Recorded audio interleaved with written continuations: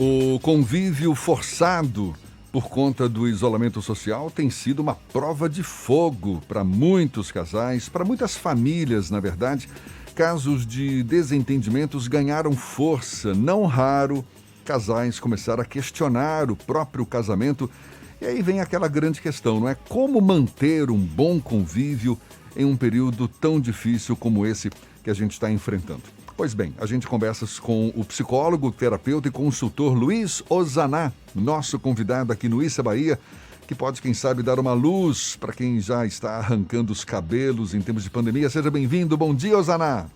Bom dia, Jefferson. Que prazer estar aqui com vocês. Essa audiência é maravilhosa para falar de um tema tão relevante, essa convivência em tempos de isolamento. Olha que contradição. Pois é, não é? Grande chance para todo mundo estar numa boa, curtindo, tá todo mundo arrancando os cabelos, né, Ozaná? Olha, quer dizer, tem gente arrancando os cabelos, mas... Quem tem cabelo, né? Quem tem, exatamente. Mas, então, eu não sei se tem uma fórmula pronta, não é? Para manter esse clima amistoso nesse período tão difícil.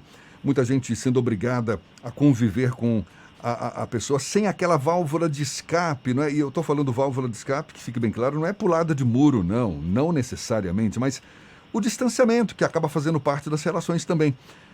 Qual é a solução, Ozaná? Meu querido, deixa eu dizer uma coisa importantíssima. O que é que toda situação de crise, especificamente essa do coronavírus, permite? Permite uma autoconfrontação. Na verdade, abre as comportas da alma. Expressa aquilo que já está em cada um de nós, tanto individual quanto coletivamente. Você veja que na nossa sociedade, o que é que está acontecendo com essa pandemia? Exacerbando uma polarização política, ideológica, gerando conflitos em termos macro. Individualmente é a mesma coisa. Essa pandemia está me confrontando com as minhas limitações, com as minhas potencialidades também. Está permitindo que quem eu realmente sou possa se expressar. Para os casais é a mesma coisa. Essa convivência, entre aspas, forçada, está fazendo com que esses casais se confrontem com, afinal de contas, qual é o nosso projeto em comum?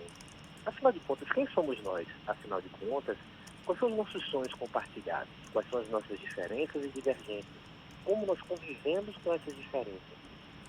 Bom, quanto menos diálogo, quanto menos respeito, quanto menos franqueza, transparência e confiança, aí a gente vai ter muito mais dificuldade nessa convivência. Então, já respondendo sua pergunta, que eu sei que o tempo na rádio é um tempo curto, eu diria que o mais importante é a gente manter o diálogo, a franqueza e o respeito, para que a gente possa entender qual é a fronteira do meu desejo, qual é o meu espaço vital e qual é o espaço do outro, para a gente poder lidar melhor com a divergência e poder saborear melhor a convergência. Que é uma questão já colocada na mesa para a boa convivência dos casais em geral, não é verdade? O casamento, quando se discute o casamento, toca-se muito nesse ponto, não é? Ou seja, a importância do diálogo, do entendimento, da capacidade de ceder, não é? Enfim, tudo isso que você colocou aí, só que agora ganhou um protagonismo maior. É verdade, porque agora, se antes eu ia trabalhar fora e tinha, como você falou, essa válvula de escape, agora eu trabalho também dentro de casa. Então tem uma overdose de compartilhar esse espaço físico, muitas vezes, e o espaço emocional. Por isso que quanto mais eu tiver a capacidade de ser franco, de expressar esse meu momento, falar das minhas emoções, não simular o que não está sentindo. Então a gente não tem que ser forte nessa pandemia, a gente tem que ser quem a gente está sendo nessa pandemia. Então, se está um momento difícil, é preciso que eu compartilhe isso. Hoje eu estou mal, poxa, estou sentindo falta daquilo, o companheiro, a companheira, também estou sentindo. Então, que a gente possa, com muita franqueza, transparência e respeito, se expressar plenamente. Porque a gente confunde muito que casamento, vamos falar sobre isso, é como se fosse uma fusão, uma simbiose. A gente confunde muito isso. Minha cara metade, a tampa da minha panela, a banda da minha laranja. Não é nada disso, né? Eu não quero ser uma panela sem tampa que precisa de uma tampa para funcionar. Porque eu vou ficar pela metade, vou ficar capenga. Não, eu quero ser uma panela com tampa, que eu sou um cara pleno, eu tenho meus projetos de vida, mas eu me relaciono com alguém que é, olha a metáfora, uma frigideira. Porque a gente junta as nossas competências e divergências e diferenças para que aí tenha algo, aí sim, uma cozinha que pode fazer coisas fritas ou coisas cozidas. A temperatura Eu vai não ser elevada de dependo do qualquer outro. jeito, né? Pois é, cara. Se é uma relação de dependência, a chance de dar errado é grande. E aí no isolamento, se eu dependo do outro emocionalmente para muitas coisas, como cada um está fragilizado nesse momento, eu não conto com o outro. Eu começo a fazer o quê? Cobrar. E, meu amigo, quando a gente começa a cobrar excessivamente, aí é que a coisa começa a pesar. Eu estou com muita gente no consultório que está questionando o casamento. Interessante isso. Puxa vida, o que estava acontecendo que a vida estava me levando e eu não estava parando para questionar e para ressignificar tanta coisa. Então, esse momento de pandemia é um momento de autoconfrontação. Não é que a pandemia está gerando mais separações, é que a pandemia está gerando mais reflexões e mais autoconfrontações. E é importante a gente poder ter um espaço de fala baseado no respeito e na confiança para poder ver até onde essa relação deve chegar. Legal essa reflexão. O Fernando quer fazer uma pergunta também. Trabalhando com um universo hipotético, os casais estão já no limite, eles já não se suportam mais depois de 3 meses de quarentena, um olhando para a cara do outro, o apartamento de 30 metros quadrados, sem espaço para cada um ficar isolado. Quais alternativas e estratégias o senhor pode, de alguma forma, aconselhar as pessoas a sobreviver nesse momento difícil e manter uma relação? Eu acho que vamos dar uma dica bem prática. A gente tem que criar rotinas novas. Então, meu apartamento pequeno, não aguento mais ouvir sua voz, você está reclamando demais. Vamos fazer um pacto de, eu estou aqui no quarto e você não me chama? Vamos fazer um pacto de que segunda eu arrumo a casa, terça é você que arruma e um não cobra do outro? Eu acho que a gente precisa ter um pacto, basicamente, de relacionamento. O maior equívoco numa dinâmica de conflito familiar é a gente ficar sempre generalizando. Ah, você nunca arruma. Ah, você sempre bagunça. Ah, você sempre faz xixi fora do vaso. Ah, você sempre prefere sua mãe do que quando ela chama você vir lá. Se a gente generaliza e a gente começa a ficar focando somente na divergência e no conflito, a gente acaba afastando mais um do outro e gerando o que a gente não quer, raiva, mágoa. Aí fica insuportável. Uma coisa é eu estar hoje de mau humor, saturado. Outra coisa é a gente ficar com raiva um do outro. Acho que a principal orientação que eu dou para os casais é não alimente a raiva. Portanto, crie novos pactos. Hoje eu quero acordar tarde, se você puder, não faça barulho na sala, tá bom. Então você faz isso à tarde, tá certo, bota o fone de ouvido.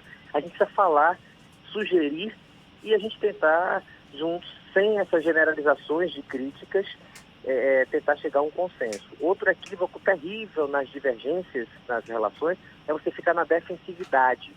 É quando o outro dá um feedback, você então rebate. E você? Poxa, meu amor, a gente combinou que hoje era seu dia de lavar os pratos. Ah, mas você também ontem não lavou. No lugar da gente tentar consenso, acho que a grande orientação para todo mundo que está ouvindo a gente é tente chegar no consenso, converse, expresse, escute, respeite, não rebata, assimile, reconheça, sinalize para o outro, aí o outro também reconhece, a gente pode se conectar de uma maneira menos raivosa, menos conflituosa, ainda que com divergências, ainda que de saco cheio. É legítimo isso.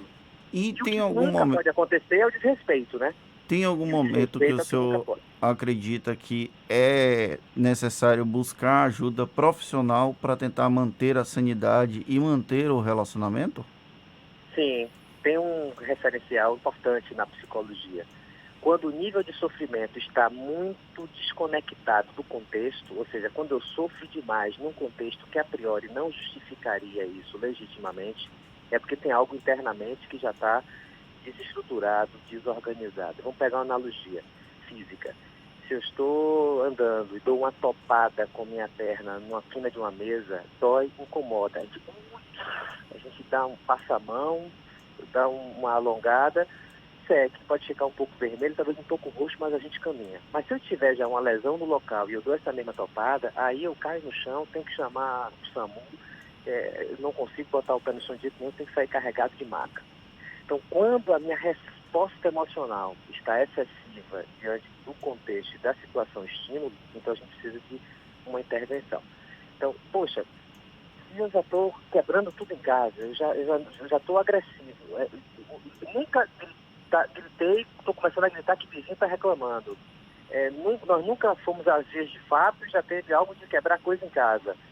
As crianças estão começando a apresentar desvio de comportamento, estão com problema para dormir, não tinham isso, porque estão com medo dos pais brigarem, estão vindo, papai, você quer dormir aqui no meu quarto? Peraí, se até os filhos já estão... Peraí, tem alguma coisa aí que não está e que vai além do isolamento, porque se a gente tem um lastro saudável, individual, eu consigo lidar com a minha ansiedade, e se eu tenho um lastro saudável, relacional, conjugal, de respeito e de afeto, apesar de estarmos de saco cheio desse isolamento, nós não vamos chegar nesse extremo. Então, quando nossa reação é descompensada e excessiva diante do contexto, é importante um acompanhamento, uma orientação, um suporte de alguém que venha de fora. Osaná, você tocou num ponto que é muito importante, a questão do excesso de cobrança, não é? Sim. E que acaba sendo causa aí de grande parte das divergências.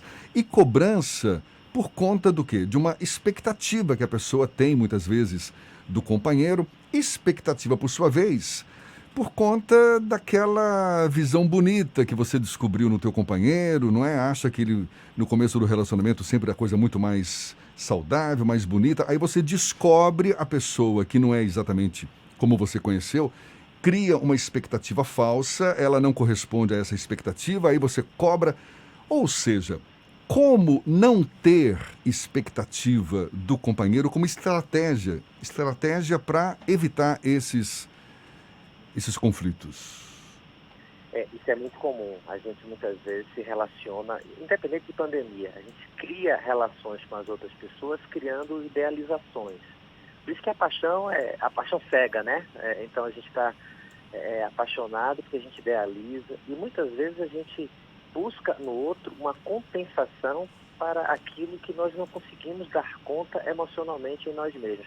Por isso, a banda da minha laranja, a alma gêmea, a tampa da minha panela. Então, eu acho que a grande alternativa saudável, claro que eu falo em termos, aí vamos falar de novo, ideais, né? É que o mais saudável é que eu não busque alguém para compensar nada, que eu não busque alguém para dar conta de uma lacuna minha emocional. Quer ver uma coisa que a gente encontra muito no consultório? Eu me caso com alguém que é como se fosse minha mãe. Me caso com alguém que tem um papel muito mais de pai. O que é que você busca nesse homem? Eu busco proteção, cuidado, zelo, me ajudar nas coisas. Eu quero um parceiro que me ajude. Então, minha perspectiva é muito mais de fragilidade e vulnerabilidade. Aí, quando vai ver a história, é alguém que o pai separou quando era criança, um pai ausente, um pai abusador. É muito comum isso. E a chance de dar errado é grande, porque isso é uma fantasia, isso é uma idealização. Na prática, você vai encontrar isso lá no futuro, que pode ser um futuro muito próximo, pode demorar mais, enfim, com um gatilho que pode ser esse isolamento, isso tudo se destrói, isso tudo flui.